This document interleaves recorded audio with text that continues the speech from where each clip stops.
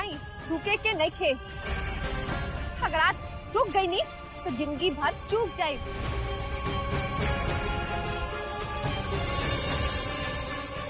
130 करोड़।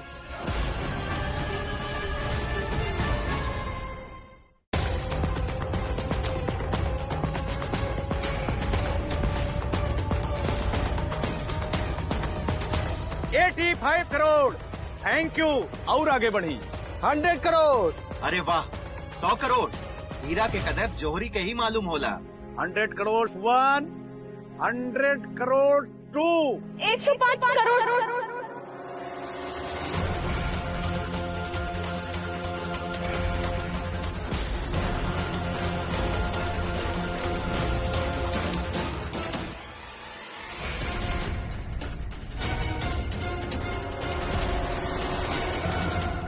लिखाई तो झा के नाम से ही, लेकिन केकर नाम से लिखाई? अब मजा आई। New player, welcome, thank you. 105 crore. और कोई है आगे बढ़ने वाला 105 करोड़ से? बेशक बड़ा अमाउंट बा। 105 करोड़। 110 करोड़।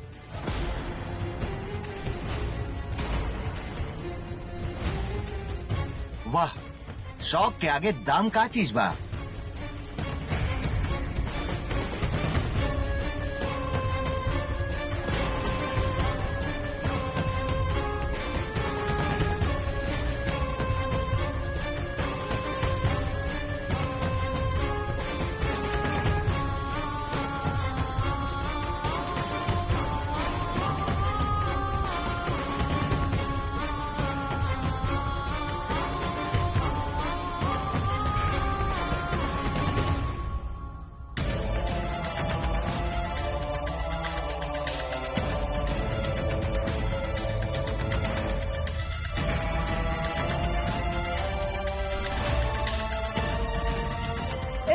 करोड़।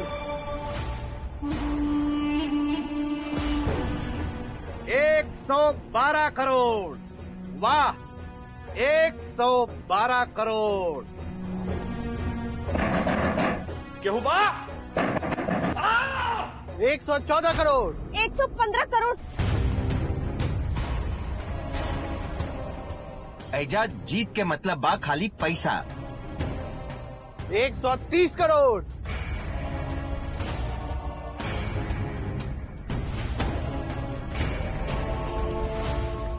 मान ला 2 रुपया के सामान अगर 10 रुपया में खरीदबू तो नुकसान तो होबे करी। जैसे मिस्टर बिजोरिया के पैलेस की कीमत 140 करोड़ बा, ओकरा से ज्यादा में ओकरा के खरीदे में नुकसान बा।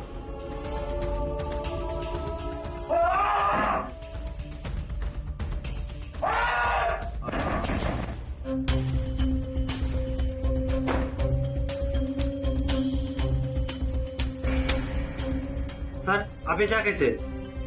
कोई staff? I am sorry sir. No no no thanks, आप जाइए।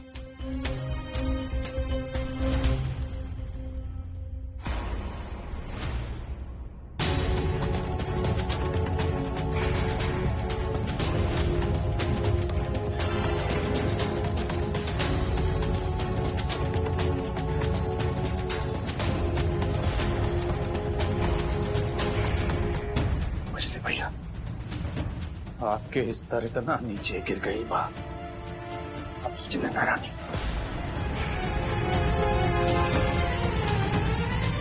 आलीशान महल के आलीशान दाम 130 करोड़। एक आखिरी बार 130 करोड़। 130 करोड़। 130 करोड़ 2। 135 करोड़।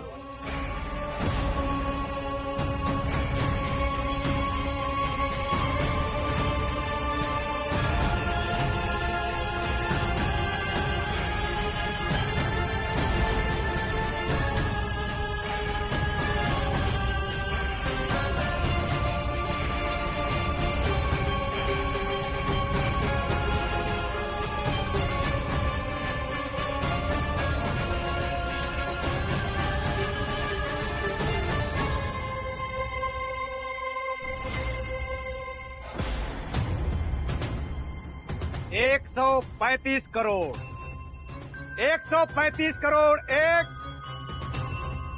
135 करोड़ 2,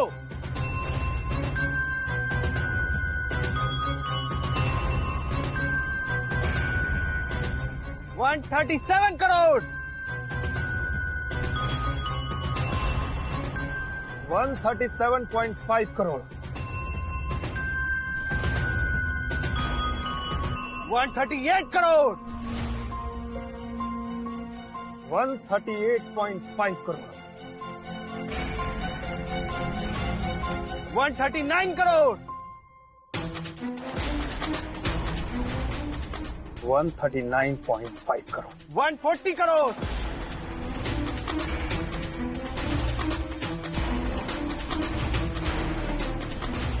खून के रिश्ता में खून के उबाल, वाह कमाल। जिंदगी में पहला बार ऐसा ऑप्शन कर रहल बानी जहाँ पैसा से बेसी सम्मान के सम्मान दिहल गइल बा। तो 140 करोड़, एनीवन प्लीज।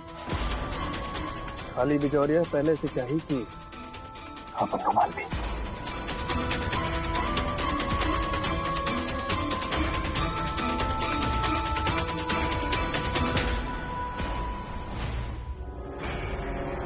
सारा ही रुमाल कहाँ से मिला?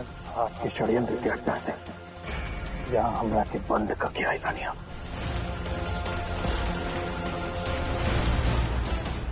ऊंची बोली लगावे में तो आपकी जवाब देंगे, लेकिन आज गिरे की भी पराकाष्ठा कर दिले बनी आप। कांग्रेचुलेशंस, मुबारक हो। तो 140 करोड़, एनीवन प्लीज। 140, 150 करोड़, 150 करोड़, बोली लगाई, रुके के नहीं खे। 5-10 करोड़ से झा खानदान के कौनो फर्क ना पड़ी, लेकिन अगर आप हार जाए तो बहुत फर्क पड़ी। अगर आप रुक गई नहीं तो जिंदगी भर चूक जाए। लगाई बोली।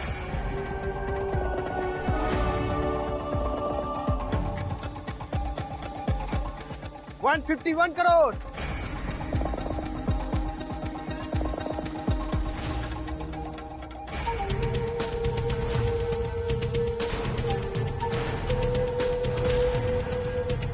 155 करोड़, 155 करोड़, 160 करोड़,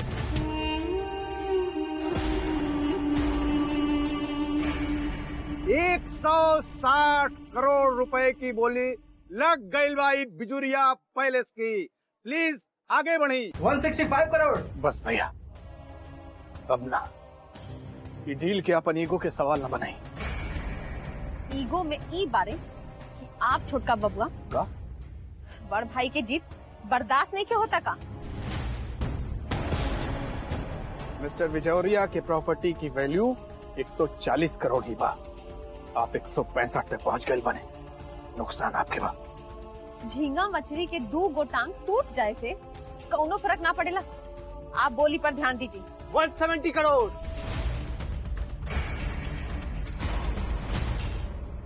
175 करोड़, 180 करोड़, 180 करोड़। ये बिजुरिया पैलेस के लिए 180 करोड़, 180 करोड़। एक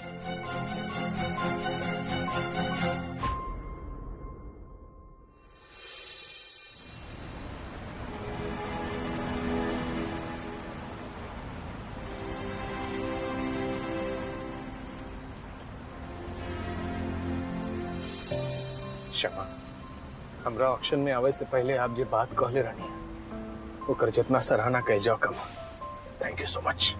आपके मालूम नहीं बा का हालत रहे हमार, ना फोन उठावत रहनी और ना कोनो खोज खबर। कितना डरावल रहनी हम पता बा, मन में कितना अशुभ ख्याल आवत रहे। सिर्फ आपके विश्वास के नतीजा है कि हम आज सही सलामत बने। बाकी आपकी कृष्णा जहाँ रहे वही डर और अशुभ के कोनो स्थान ही न होला।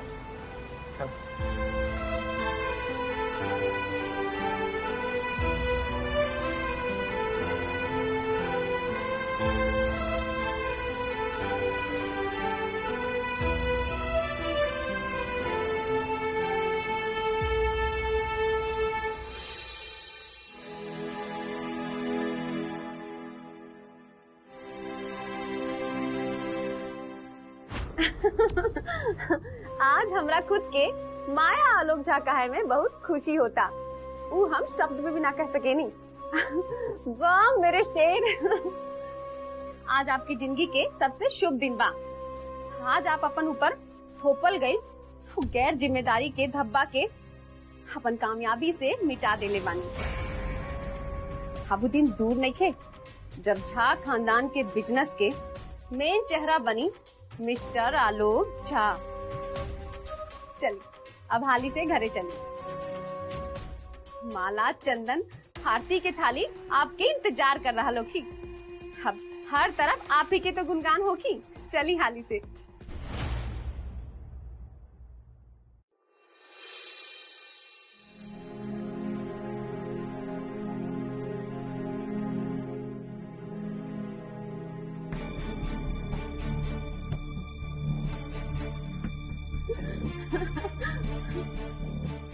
मम्मी भाऊजी और विश्वास के लाज बचा के आयल बानी हम दोनों। सुनो ना माँ, ई बस अकेले आपके बेटा के करामात बा, इनके अकेले की जीत।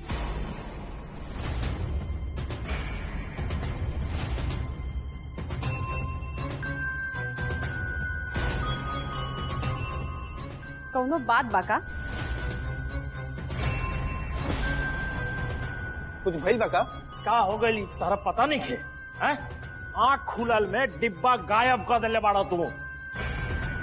100 करोड़ के नुकसान करके आयल बाड़ा तुम। खाली अपन अहंकार के तृप्त करे के चक्कर में 100 करोड़। बाबू साहब जीत के खुशी मना रहा बाड़े। जेकर दाम 140 करोड़ रहे ओकरा 240 करोड़ में खरीद के जीत के ना हार के आयल बाड़ा तू। हार के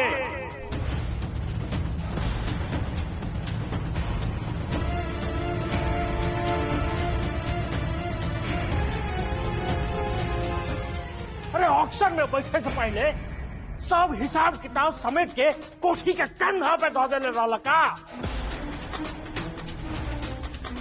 जब निखिल मना करत रहे तो ओकर बात कहे ना सुनला तू। दिमाग में गोबर भरल बा, गोबर। 100 करोड़ के नुकसान। हाँ, पता बा, मालूम बा तारा कि इतना पैसा कमाए में कितना समय लागेला।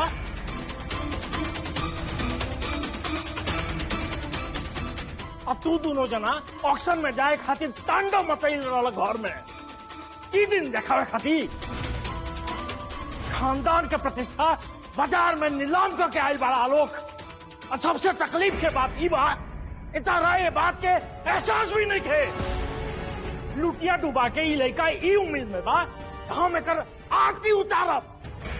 बंसी धरे के सऊर नहीं थे और चरल बा सेउरा ढारे। ना लायक कहीं के।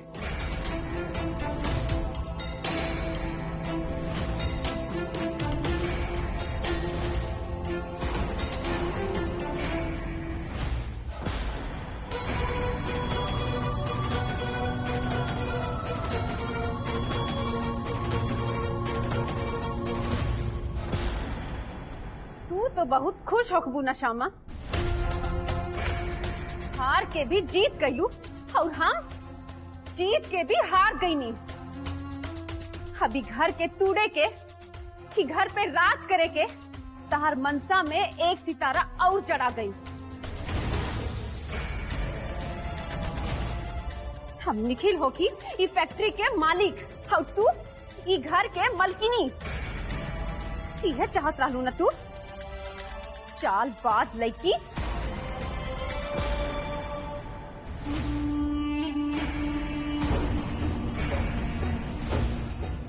इहे दिन खातिर ना तू निखिल के फंसा के बियाह कर ले रहलू। हो गई तहार मनोरथ पूरा। रहे दा माया, जेकर कोनो स्तर ही नहीं के वो गिर के पाताल में समा ही जाए वो कम बटे। बंद कर दिया अपनी बकवास। आप हमारे स्तर का पता नहीं, बल्कि भैया हम बताता नहीं आदमी किस स्तर का। बल्कि भैया सुनी, ये आदमी एगो डील खातिर अपना सगा भाई के रसरी से बांध के दवाई सुहा के बेहोश करके कमरा में बंद कर दिला से।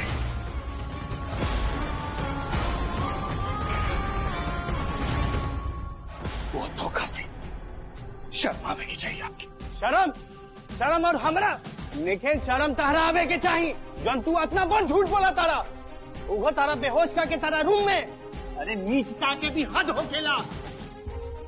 लेकिन एक चीज याद रखिया, अगर हम तहरा के बेहोश करके रूम में बंद करती नू, ना तहार होश लौटी ना तू। याद रखिया। अरे जा तो ही जाए तना बेइज्जती न सहे के पड़त। अरे बेइज्जती तो तोलो पूरा परिवार का करत हुआ है दोनों जाना। सच तो ई बाटे कि तू विदेश जाके 2 लाइन का सीख लेना, तू अपना के घर में गुणवान समझेला। अरे ना भैया, सच ना हा। सच्चाई ये हा कि आप काम चोर रहलेन, आप काम चोर बानी और आजीवन रहा काम चोर और कुछ ना। निखिल जवान पर लगाम लगाओ। मन में राम बगल में छुरी, ये बाप की असलियत। तहार मेहरारू के चरित्र खानी। आलोक तहार बाबो बाड़ी हूँ, बात करे के तरीका नहीं के मालूम का, सब रिश्ता भुला गई बड़ा। ना माई, ये आदमी के खाली एक ही रिश्ता याद बा, अपन बीवी, और दूसर का रिश्ता ओकर पल्लू, जेकरा के थाम के आजीवन घूमत रहेला। पर जेकरा चक्कर में ये पूरा घर के लोटिया डुबा देलन।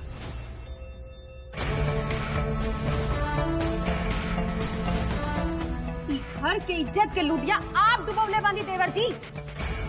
एगो अनपढ़ गवार भुच्चर लड़की के घर के पुतौ बना के। बस बस निखिल मस्जिद बस बहुत हो गए। अरे जब 2 भाई आपस से बतिया में तो घर की महाराज उनके बोले के ना चाहिए बीच में। अपन कैमरा में जा। हेलो निखिल भाई साल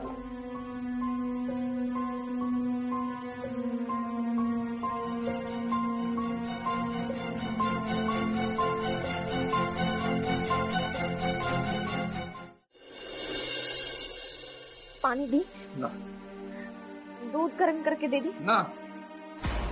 अब पानी और दूध के कौन दोष बा? दोष तो भाव हमार खाली पागल भौजाई के। न जाने कौन मंत्र मार दिले बा मुझे भैया पे। अरे वो पगला गेल बाड़े। जरूर मोहिनी मंत्र होगी, मोहिनी मंत्र।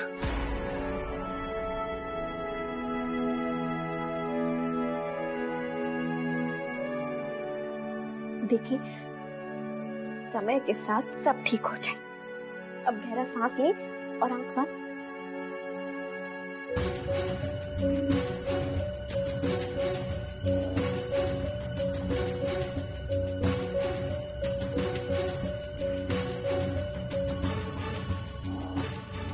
श्यामा, हम कबो सपना में भी ना सोचले रहनी कि मजिले भैया से ई हद तक लड़ाई होगी। अरे भी चंद मिनट बिना भइल बा हमार मन का छोटा था, वो भी आ गए बानी हम ही अशांति से। का करी कुछ समझ नहीं क्या होता, कुछ समझ नहीं क्या होता।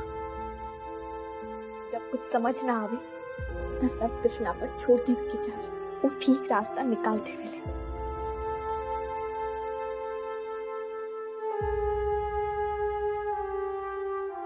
देखिए चिंता की मतलब बा कि भगवान की व्यवस्था पर संदेह, और जहाँ विश्वास होला वही जा कौन काम बा संदेह के।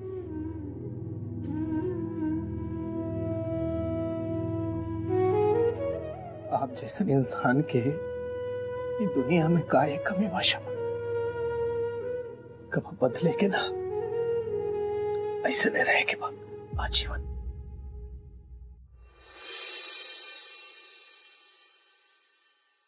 माँ शांत हो जा। शांत हो जाई। जे घर में आपके इज्जत नहीं के, वो घर में आप शांति खोज रहा पानी। अरे भावुक होके आप एक लाइन का बोलते दी, मर्यादा तार तार हो गई ली घर के। लेकिन एगो छोट भाई अपन बड़ भाई के माथा चढ़ के बोलत रहे, लेकिन ओकरा के रोके खातिर केहू ना मिलेली घर में, केहू ना। और बात होता मर्यादा के।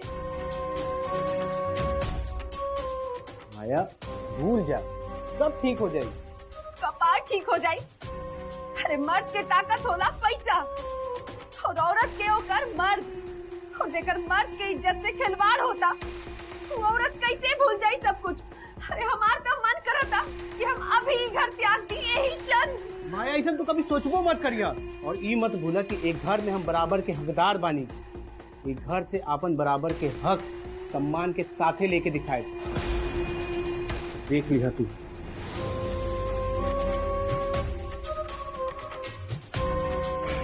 पहले अमी दोनों भाई के करब अलग, ओकरा बाद ई परिवार के टुकड़ा, राज करब राज। हमरा आपके मंशा निम्मन से मालूम मा मजरी दीदी, और हम आपके कामयाब ना होके दे ना, हमऊ देखब कैसे आप ही परिवार के तोड़ देता नहीं।